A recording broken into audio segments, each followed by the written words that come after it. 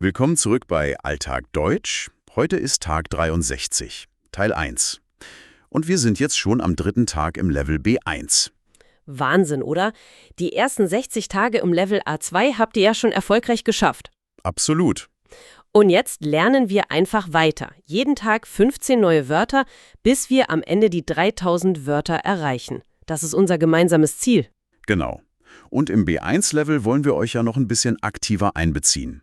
Deshalb haben wir das Format auch ein wenig geändert. Richtig.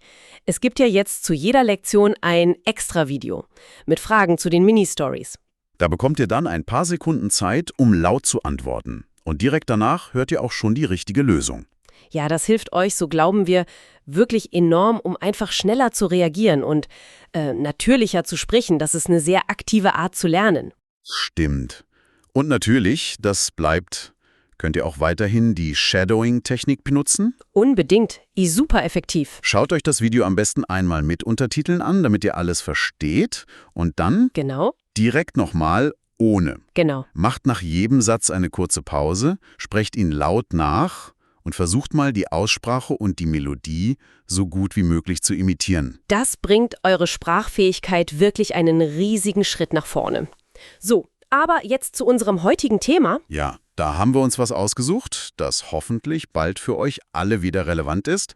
Reisen planen. Oh ja.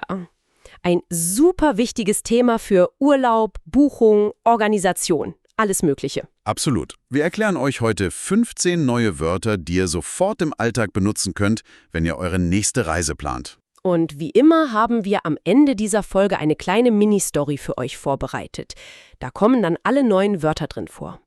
Also, bleibt unbedingt bis zum Ende dabei, es lohnt sich wirklich. Okay, lass uns anfangen. Also gut, jede Reise beginnt ja irgendwie mit einer Idee, oder? Mit dem Wunsch. Man braucht als allererstes das Ziel. Das ist ein Nomen, auf Englisch Destination. Genau, das Ziel ist der Ort, an den man reisen möchte. Ein schöner Beispielsatz wäre, unser Ziel für den Sommerurlaub ist eine kleine Insel in Griechenland. Oh, das klingt herrlich. Und von diesem Ziel aus plant man dann die Reise. Auch ein Nomen, auf Englisch kennt man das als Trip oder Journey. Richtig. Das Wort beschreibt sozusagen den ganzen Vorgang von zu Hause bis zum Ziel und ja, auch wieder zurück. Man kann zum Beispiel sagen, die Reise mit dem Zug von Hamburg nach München ist sehr entspannend. Stimmt. Also, wir haben ein Ziel. Wir planen eine Reise. Was ist denn der nächste logische Schritt? Man braucht Struktur. Man braucht der Plan. Das Nomen, auf Englisch Plan. Ja, ohne einen Plan kann so eine Reise schnell mal chaotisch werden. Absolut. Man könnte also sagen, wir müssen einen genauen Plan machen, was wir im Urlaub alles sehen wollen.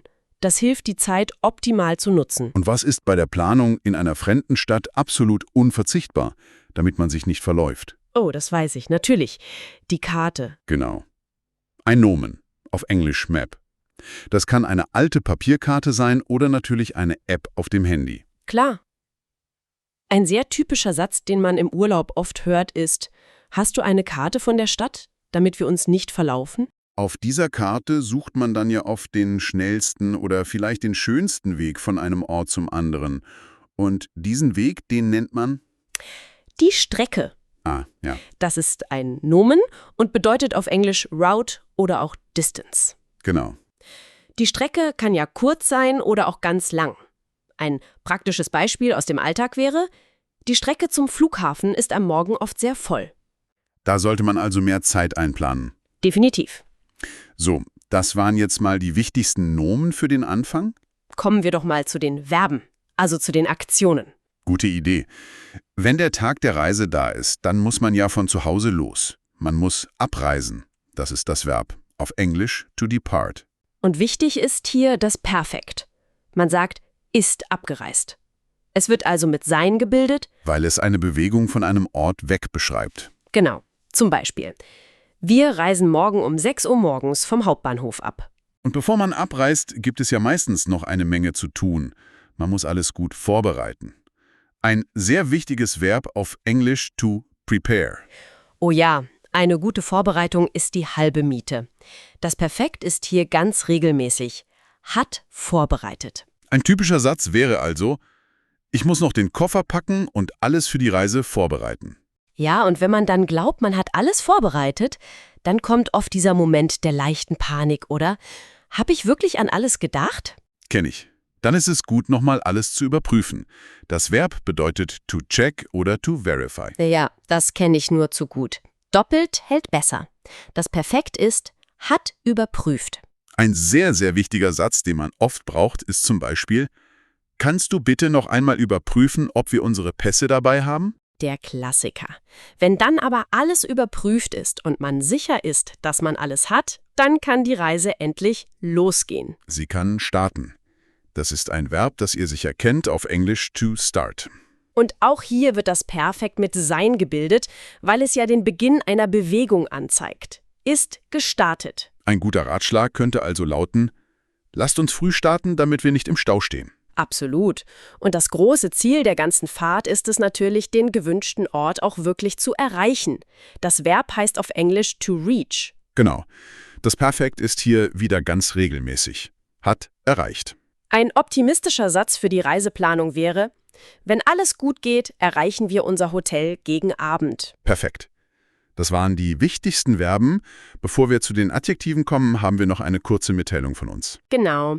Wenn dir dieser Podcast hier gefällt, dann abonnier doch gern unseren Kanal und gib uns einen Daumen nach oben. Das unterstützt uns sehr dabei, weitere Folgen für euch zu produzieren. Und ihr verpasst keine neuen Lektionen. So, und jetzt machen wir weiter mit den Adjektiven. Ja, diese Wörter beschreiben Zustände oder Eigenschaften und sind super nützlich. Stellen wir uns mal vor, wir kommen spät im Hotel an. Dann hoffen wir natürlich, dass die Rezeption noch offen ist. Das Adjektiv auf Englisch open. Ja, ein sehr beruhigender Satz wäre in dem Fall: Die Rezeption im Hotel ist 24 Stunden am Tag offen. Da muss man sich also keine Sorgen machen. Genau. Und bei der Flugbuchung, da gibt es eine Sache, die wünscht man sich immer, um Zeit und Stress zu sparen: Ein Flug, der Direkt ist. absolut. Das Adjektiv auf Englisch direct, richtig, ohne umzusteigen. Eine typische Frage bei der Buchung ist daher: Gibt es einen direkten Flug oder müssen wir umsteigen? Das nächste Wort ist sehr nützlich, wenn man Empfehlungen sucht. Man möchte zum Beispiel ein Hotel finden, das gut für Familien ist.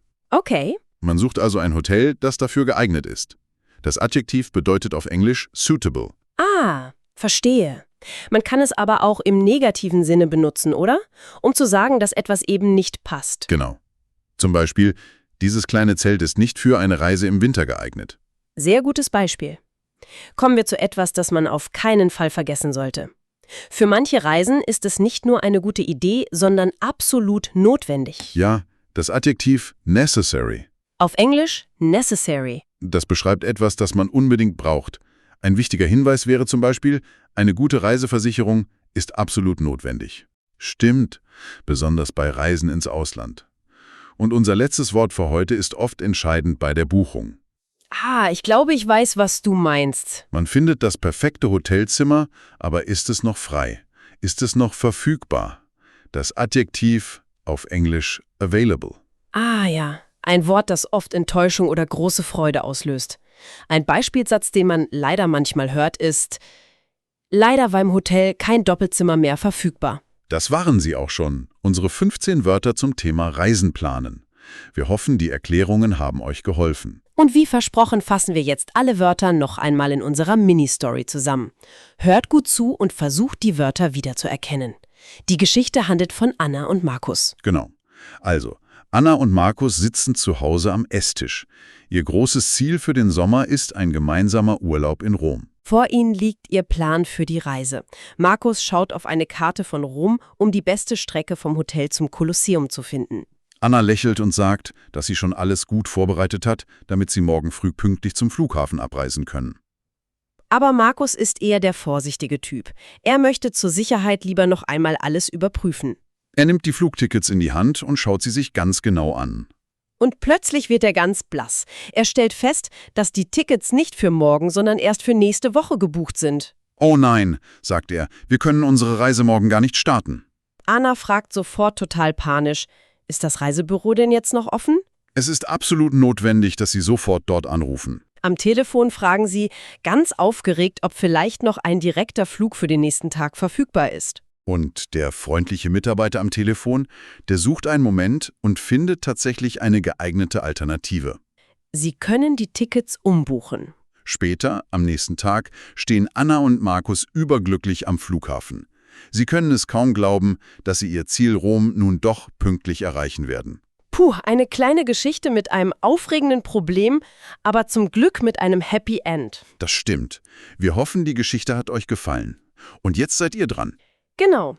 Schreibt doch mal eure eigenen Sätze mit diesen Wörtern in die Kommentare. Wir freuen uns sehr darauf, sie zu lesen und euch Feedback zu geben. Und wenn euch diese Folge gefallen hat, dann helft uns doch, indem ihr den Kanal abonniert und uns einen Daumen nach oben gebt.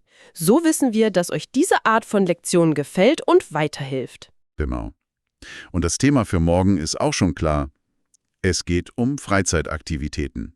Also bleibt unbedingt dabei. Es wird wieder spannend. Wir freuen uns auf euch. Bis morgen. Tschüss.